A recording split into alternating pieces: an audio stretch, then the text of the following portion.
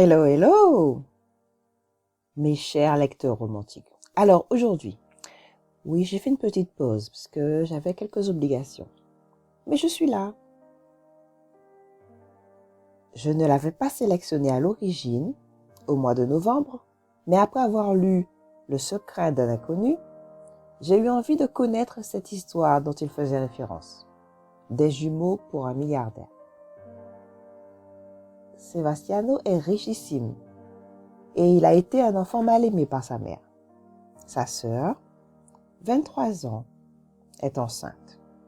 Elle sort d'une relation avec un homme marié. Elle doit choisir entre son bébé et sa vie de confort chez ses parents. Son bébé lui apporte plus que son confort. Elle est donc contrainte de quitter le domicile de ses parents et de se prendre en charge. Sans ressources, désespérée, elle demande l'hospitalité à son frère, Sève, le temps de reprendre pied. Sebastiano ne l'abandonne pas et décide même de la venger de cet homme qui refuse d'assumer les conséquences de sa relation. Son statut marital ne l'intéresse aucunement et compte bien le faire vaciller. Il décide d'atteindre sa cible en passant par sa fille, en la séduisant. C'est Amy.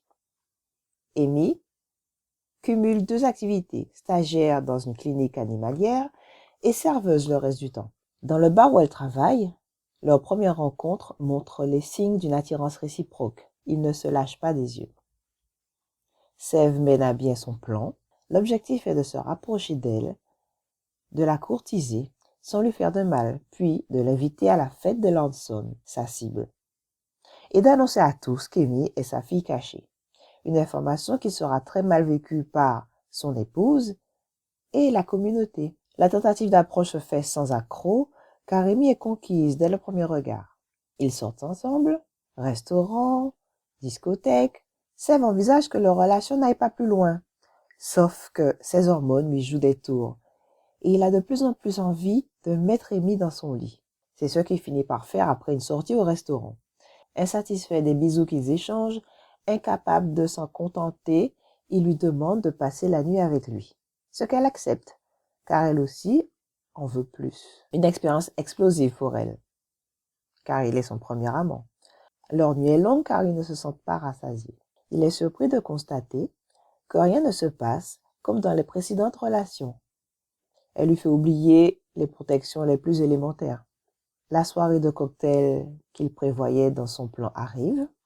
Il doit faire éclater la vérité et venger sa sœur, détruisant par la même occasion la réputation sociale du père d'Amy.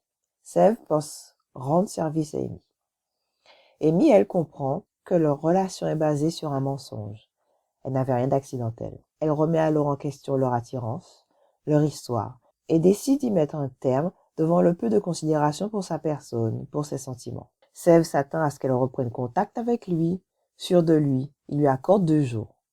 Il est dépité, d'autant plus qu'elle lui manque. Elle a chamboulé sa vie. Les jours passent, toujours pas de nouvelles. Sauf le 10e jour, où Amy le contacte pour lui annoncer qu'elle attend un enfant de lui. Il voit là l'occasion inespérée de la voir encore non loin de lui. Mais elle ne veut rien de lui et veut rester indépendante. Sauf que les événements se liguent pour la contraindre à revoir sa position. Elle est sur le point de perdre son logement et son travail. Elle demande alors de l'aide à Sève, qui accepte de l'héberger, elle et ses animaux, sur une de ses propriétés inoccupées. Il voit là une autre occasion de l'avoir à ses côtés en la nommant responsable du bien-être des animaux. Elle comprend que Sève va aussi vivre avec elle dans la même maison. Dans un moment d'égarement, ils fusionnent encore une fois. Amy lui annonce que ce n'est que du sexe et de ne pas trop s'attarder dessus. Ils s'entendent sur ce point et reprennent leur liaison en se mentant à eux-mêmes. Le refuge qu'elle dirige ouvre officiellement ses portes. Sève et Amy s'y investissent énormément. Le temps passe et le père d'Amy vient la voir pour exiger d'elle qu'elle signe un accord de confidentialité contre une forte somme d'argent. L'entrevue se passe mal. Sève intervient et lui assène un coup de poing, puis le jette dehors.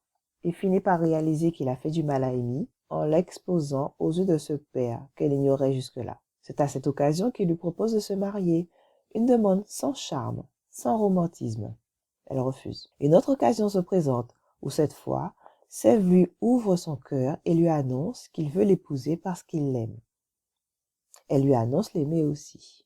Le mariage a lieu en Grèce auprès de la famille de Sèvres. Alors que dire? C'est un vrai régal. Ça bouge, c'est captivant. On a les émotions qui palpitent avec ceux des protagonistes. J'y ai retrouvé tout ce que j'aime, ou presque. Je donne 5 étoiles. La seule chose que je peux déplorer, c'est le peu de références aux autres personnages de l'autre roman, Le secret d'un inconnu. C'est quand même lui qui m'a incité à me plonger dans celui-ci. Mais je ne vais pas me plaindre plus que cela. J'ai passé un très beau moment. C'est à lire, absolument. Alors, la 4e couverture.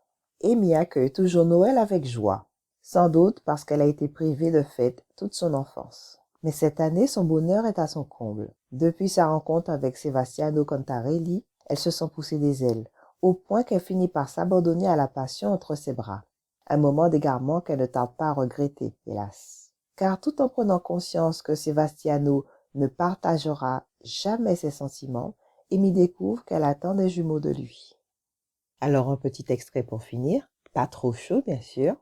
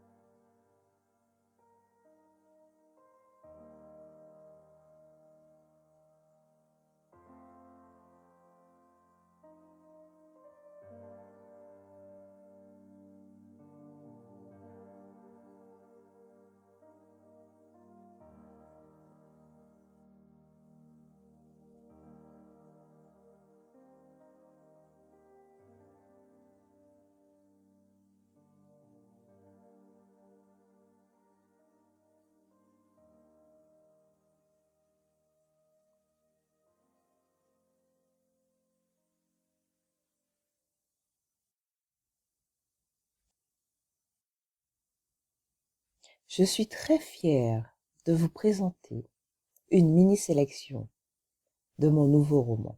Alors soyez tolérants, il n'est pas corrigé, pas relu, et justement les bêta lecteurs seront les bienvenus. Il n'a même pas encore de titre. Enfin si, il a un titre.